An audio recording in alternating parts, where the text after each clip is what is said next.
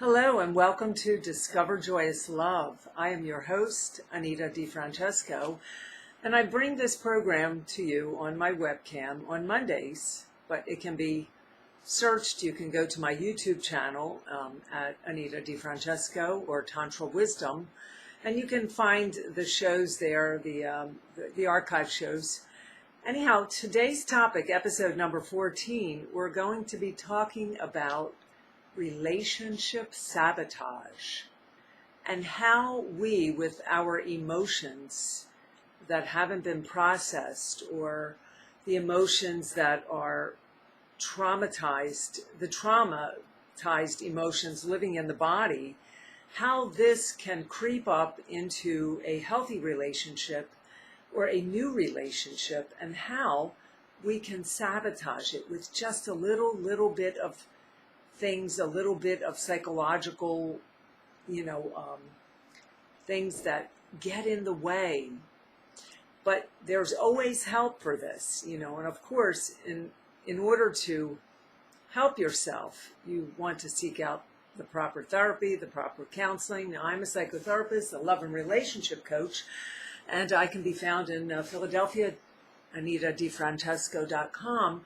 And, the work has to be done. So let me start with what I have for you today. Episode 14. Now, some of my work here that I'm talking about today is quoted by an article I saw by Dawn M. Williams, Everyday Health, and the psychoanalyst Erik Erikson, who laid out the foundation of the dynamics of why a relationship goes into sabotage, or why we sabotage it ourselves. And keeping in mind, one of the biggest things that I think, firstly, that sabotages a relationship is you get influenced by the wrong people, the wrong friends. You find a relationship, you like it, you're in love, and and all of a sudden you tell your friends about it. And they're supposed to be happy for you and supportive, right? They're supposed to be happy and supportive. But as time goes on, they become envious because they see how happy you are and how great the steps are you're making toward relationship success. So this, I would say, the influence of friends is one of the first biggest things that can sabotage your relationship. If your friends are not supportive of your relationship, and I mean, even if you're talking to them, airing the dirty laundry about what you don't like about him or her, what she does, what he does that gets on your nerves, that makes you angry. If that person doesn't support and gives you negative feedback, you do not want to discuss your relationship with them, because then that helps you to first of all, they are jealous, okay? And what happens is, over time, as the time goes on, they will continually, like a broken commercial, like a repeated commercial, over and over, repeat that they don't like, you shouldn't go out with this person because they're this, that, or the other. So the thing is, it's up to you to get the proper positive support from friends. And if you don't get that, then do not discuss your relationship with them, because they will only help you to sabotage it. And that's number one, the friends that you're influenced by. So let's get into here what psychoanalyst Erik Erikson lays out the foundation of the dynamics. Now, why relationships sabotage? We learn whether we can trust ourselves or others. So we learn this from a young age, whether we can trust ourselves, whether we can trust others. And this is a big thing in the relationship. So what it is that you have to come back to yourself and first build a self-trust through self-love. It's really about, once you have cultivated self-trust, you can trust someone else. But then again, what I talked about before is that we are not designed to be the most trusting. You're going to meet someone and all of a sudden you're going to have all this trust built up. It's not going to happen that way. People are not as disciplined. They are not in their higher power to be able to be trusted 100%. So what goes along with relationships is mistrust. is working and forgiving and accepting and meeting each other halfway and finding that happy balance, the balance of giving and receiving, and knowing that nothing is perfect. That is where you go with a relationship. It is not going to be perfect. Continuing here, self-expression and initiative are valued or to be suppressed. So when you're in a relationship, are you initiating? Are you taking the lead? Are you taking charge? Or are you the one feeling that you should suppress your thoughts and your assertiveness and the feelings and that are on your mind, or what's happening inside of you? Do you feel that it's better to suppress that, or is it better to take charge? So you have to find a happy medium there. You have to be self-independent, and you have to have this sense of identity, this emancipation of coming back into your body temple and finding that place of security, that place of it's okay.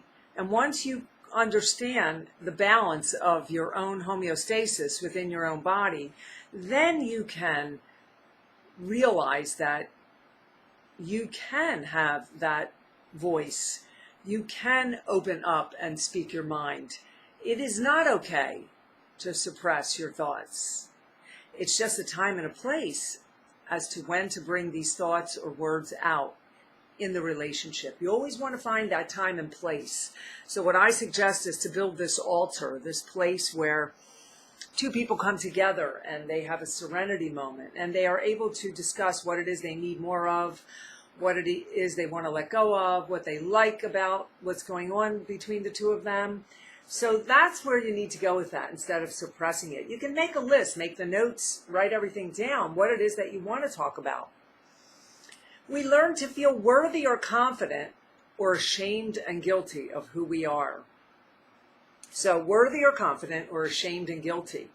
Now we all have, a lot of us have a shame base. We're shame based and hiding, and this shame based part of us brings out the guilt and takes away the self-worth, or weighs out the self-worth and the confidence, the courage. So the shame that is there, we need to tap in and start to work with the emotions, tapping in, understanding, where to go with these. The dormant areas that are trapped within the certain cells of your body need to be exposed, need to come out into the open and be nourished. So we learn to feel worthy or confident or ashamed and guilty. Now, you can go back and forth between these, but you still want to find that happy medium. These lessons form the core of our belief system. So a lot of these lessons are the core and the foundation of what you've learned as a young child and the patterns that formed and shaped your psychological being. Responsive careness. Responsive caregivers teach us, so your caregivers, which would be your parents, that we can depend on those we love. This is so false. Young girls growing up, women, depend on those you love. You don't want to depend on each other. You never want to depend on your partner. You always want to have that independence of yourself, being able to step back and see who you are and maintain and sustain your humanness. When you start to over-depend on your partner, it's almost like a codependency, almost like a fixation that, it's like Cain and Abel, that you can't be without each other. You can't make a decision. You're only whole as together. You complete each other. And that is not the case. That is not the case. You must come back to your own independence, your own self-identity. But the caregivers will teach us that we depend on those that we love. So we have to find, again, another happy medium in there. You can depend so much. Then you have this is the beginning of trust, where parents who accept and discipline lovingly teach us that we are worthy and deserving. And this is true. This is where your trust begins. If you have parents that accept and discipline you in a loving way, that they accept you, they don't criticize you for the wrong things that you do, they help you to work through that, They talk to you in a kind way instead of criticizing one thing you did wrong. It's their own anger. It's their own projection. And the discipline, they teach us that, there's structure, there's boundaries, there's freedom within a household. You can have freedom within structure. And that's where it is, freedom within structure. So you definitely need some discipline when you're growing up. Because without the discipline, you can go off balance. So you want to keep the id, the ego, superego balanced. Those who encourage exploration of the self and the environment teach us we are capable. So if you have parents, caregivers, teachers that encourage your creativeness, your explorative side, that encourage you to go out, explore, experience, and become something, then you learn how to be more capable. So intervention of the arts or intervention of seeking out from the linear. So stepping out of the linear would be just going to school and learning the ABCs. But if you step out of that with creativeness, such as physical education or creative arts, then you're exploring and intervening with the other parts of your humanness, your psychological self. Exploring the patterns in failed relationships provides clues to our deepest beliefs. So again, if you've lived many failed relationships, chances are, if you don't work on yourself, you're going to repeat the same type of relationship. The patterns are there, and the relationships repeat. If you're used to dating an abusive man or woman, you will repeat that if you don't get the help for the trauma living in the body. So we have to open up the dormant areas again and reduce the armor that's living in the body, because these become your beliefs. We have to restructure your cognition, and whatever the cognition is believing is what you manifest. So we have to go in and do what we call this restructuring of the cognition, sort of like an operation of the mind. That's what I call it. I don't call it a shrink, but that's pretty much where you want to go so that you can change and adapt and adjust and become new. Recurring themes in your early memories will relate to behaviors that sabotage your relationship. So recurring themes in your early memories. So go back, reflect for a moment when you were a child, and what were the recurring themes in the household? Was there a lot of arguing? Was there a lot of abandonment, neglect?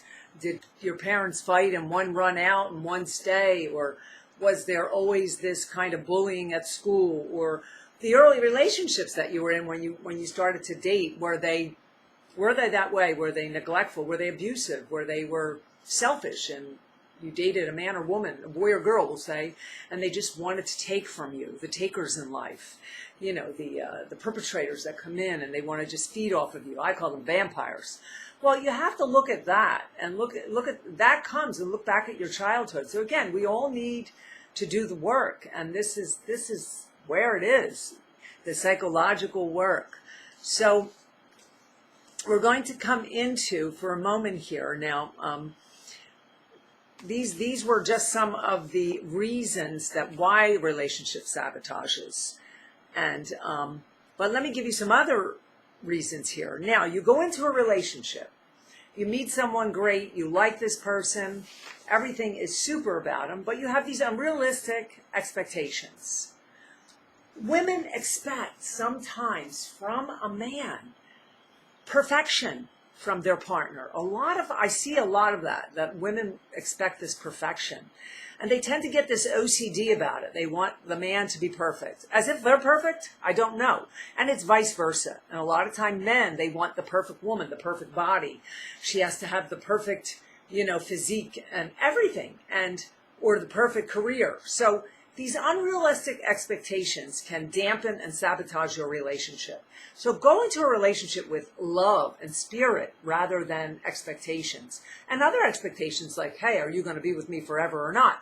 Or here, again, with these expectations, you set the scenario like the knight in shining armor. How many of us from childhood are waiting to be the Cinderella, waiting to be rescued? The knight in shining armor is coming, and all of a sudden the prince has rescued you, and he comes with a white horse. Well, it's a nice fantasy to have, and it is a good fantasy to work with, because what that helps us do is to have this, to build up this, we have this puppy love when you first meet your first lover when you're 16 or 15. And when you get into your higher power, if you've done the work, there's this reverence that comes. But if you want to maintain that high, that love high, looking at your partner as if they were the knight in shining armor, even if they aren't. But they are, because that's the way you look at them. So the fantasy is there just to help you have a vision. Not even a vision, it's a feeling. Do you find fault in the things that he or she says? Now, how often do we find fault in our partner? He does this, she said that, or vice versa. I mean, all of these faults that you find that you don't like about your partner, make a list. And again, get in that serenity, sacred space where the two pillows, the altar, and you come together and deliberate and go over what it is that you like about each other, what it is that you dislike, what can you change about your partner, what can be done better, what you need more of. I mean, to find fault over and over again, that means you really don't like the person. Have you found yourself wishing he would be different? She's fat, I wish she were thin. He smokes, I wish he didn't smoke. She doesn't go to work, I wish she did go to work. Or he grew up on the wrong side of town, I wish he grew up in the prominent side of town. So these are things that you have to get away from, or else you are already sabotaging. First of all, make a list of what you want, what you will live with, what you can live with, and what you can live without. If you can live with a mate that comes from the wrong side of town and not the prominent side, great. If you can live with a mate that does drugs or that doesn't do drugs, if you can live with a mate that smokes or doesn't smoke, if you can live with a mate that has an obese physique or not, so these are the things. Or can you live with a mate that's poor or rich? So you want to make that list, because that is where it is. It is categorizing exactly what it is, and you're not going to get perfect, okay? You're not going to find perfect, but during the course of all of this, you can certainly find a happy medium. You're listening to Discover Joyous Love. I'm Anita DeFrancesco, your host, and our topic today is relationship sabotage. Episode number 14. Chronic mistrust. Now, this is a big thing. Again, like I said, there is no trust. People are not designed to be perfect and stand on that grid forever. They will fall off. They will fall down. Learn to forgive and accept, but to a point. Suspicion for no reason. Sometimes we're in this suspicious thing with our partner, and we are constantly finding a disbelief, a paranoia that we're afraid of. Really, it's the fear that's living inside you. So you need to check with what's going on in your being. A fear of the partner lying or hiding things from you. So does your partner hide things from you? Do things without sharing? Now, in a relationship, if you're in an exclusive or a kind of a solid relationship, okay, if you're in a solid relationship, there should be no hiding. You're sharing what each other does. You're exchanging every day. And this is part of being in the relationship. And if you don't do that, then you don't belong in that relationship. You need to share. It's part of it. If the relationship is solid and exclusive. Do you feel you need to question his or her motives when you're apart and separated? So he or she goes away for 2 days or spends a lot of time at work, overtime. Do you feel that you need to question? If so, you need to come back to your sacred space and start talking. Because if you are having this kind of feeling, maybe the relationship isn't for you, or it needs work, or you need to step back and just date and start to really see if you're for each other. Remember, our emotions can move ahead of us, and we are blinded by that sometimes. Your past experiences may be influencing your lens. So you've had many lovers, men or women, that were abusive, mistrusting. They all betrayed you in many ways. And betrayal's not just cheating with another lover. It's disrespecting you. It's being dishonest. It's belittling and judging. So betrayal comes in many colors, in many forms. But you are basing this relationship on the past because that's the pattern that you're living, because you haven't lifted your self-esteem yet. You haven't come up to your higher power. So once you start to believe in yourself and have the courage to uplift your confidence and start to bring your self-worth to a level of being seen differently, of seeing differently, seeing through a different lens, then you're on the road to healing yourself. It's all about healing each other together, silencing the self. So you're in the relationship, right? Of course, a lack of communication, but beside that, your relationships should be based on this genuine connection. And you work toward that. Sometimes it's really natural, it comes, and other times you really have to work toward this genuine connection, because if you don't work toward it, then what? What are you working toward? What are you working toward in the relationship? That's a good question for you to think about this week.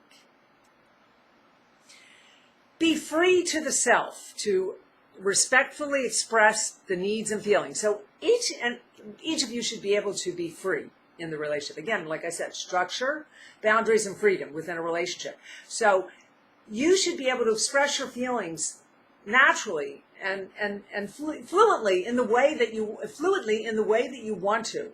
You should be able to respectfully express, being open without feeling silenced that you can't say this or can't say that.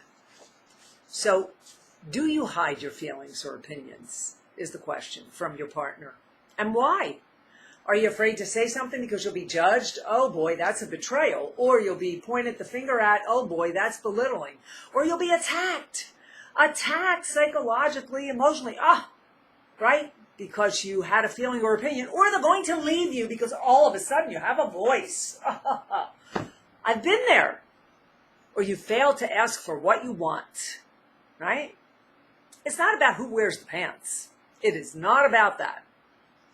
It is about being assertive and both of you finding that voice together. But sometimes you got to tippy toe around that, because you might be dealing with a psychopathic personality or someone that is always belittling you in a sense that you're afraid to say something because you don't want to lose the love and you want to stay in the love, right? So you take the abuse. Or are you the go along, get along girl? I've been called the go along, get along. And I really like being the go along, get along. But I always have my boundaries and I always know what someone else is doing. But I do my best not to let it get to my emotional deepness, because once it gets in that emotional deepness, that's where the stuckedness comes, and that's where the armor comes and the patterns. So when you are wanting to be just agreeable, congruent in the relationship, you just don't want to have any conflict or friction, and sometimes you just yes and no. And you can only do that for so long, but there's going to be a point that you're going to want to take a step from that. So let's just keep that in mind. Shame prevents girls, especially girls, and even boys now, from speaking their mind, asserting oneself. Shame and hiding. So the more shame we have, it's like this pool of shame and being the fool. Like shame and being the fool and rejected are in one bubble. Guilt and stuckedness and holding a grudge is another bubble. And then you have another bubble is like guilt. So you have these three areas and you sort of dance around them. And you're trying to figure out who you are. And figuring out who you are is when you voice your opinion, is when that voice comes alive. But it has to come alive from all of this energy rising up. Once it comes alive, you're making steps toward your freedom. Now let's go into losing yourself in the relationship. Girls especially, but boys too, are raised to be nurturers. Girls are raised to be nurturers. Take care of him. Nurture them, nurture them. So you over-nurture your partner. Now in Tantra Wisdom, my work, we get into, balancing out giving and receiving. If you over-nurture and you become the giver, then sometimes your person becomes the taker, your partner. So if there's one that is just taking and you're just giving, then in the end, it's not going to work. So you have to find the balance of giving and receiving. Often we're not taught how to honor our own needs. And that's where we get stuck, because what happens is if you become the over-nurturer, the over-giver, you're not honoring yourself, and then you don't know how to receive. And then what happens is you are giving, and you're not receiving. And then when you get into the bedroom, it's, that person is the only one receiving and you're not. And over time, this is a real imbalance, and this can create a lot of emotional pain later. You may believe that your worth is based on what you do for others. So you do this, you do that, you give, and that is how you receive your self-worth. And this isn't so. Your self-worth is based on what you're receiving, because that just giving is a falseness in the self-worth area. So in order to claim your self-worth and own it, you must receive. You must feel. You must come in and feel that self-worth and own it. Then you give, and then this exchange happens. Do you compromise your own needs to accommodate your partner? A lot of people do that, especially women. They compromise their own needs to accommodate their partner. And I know this is a tough one because, you got the love there, you got the feeling, you got the fantasy, you have the expectations, all of these things going through your head. You don't want to be abandoned or feel neglected and lose your partner. But are you compromising? You need to nip these things in the bud at the beginning of the relationship. Do you feel guilty for taking time for yourself? This is another one. We're in the relationship, and then all of a sudden, you're giving and nurturing the partner, and then all of a sudden you start to step back a little bit and say, hey, I'm going to start to take care of myself more and do things that for myself more. Not that you're neglecting your partner in any way, but you start to feel guilty about that, right? Not a good thing. Failing to set the boundaries is as damaging to the relationship as it is to you. In the beginning, communication, healthy boundaries. We can go on and on about that, and I've been talking about that for weeks. Now, one other thing I'll talk about, wrong character. Sometimes we pick the wrong character. Some people in reality are unworthy of trust. So you have to ignore the positive feedback. If you ignore the positive feedback from your friends about someone you're dating that could be, that they see that they're really not of a good character, or they have a lot of, things about them that people know about them. In other words, they're just not the right character. They have a lot of problems out there. They have a lot of, maybe they're in and out of jail or whatever it is. And if you are, in reality, are unworthy, some people are just unworthy of trust because they're damaged psychologically, clinically. They might have they need a lot more work. So you have to be able to pick someone that you can work together and build the trust with, that you feel it's workable. So you want to look at character too. The people you choose, the people you hang out with. You want to pick someone that is kind of in your league a little bit, and you want to be a little choosy about who you date, right? Isn't that what it's about? So on that note, I'm going to leave you with that. This week, reflect on, make a list of all of the things that you think that sabotage your relationship.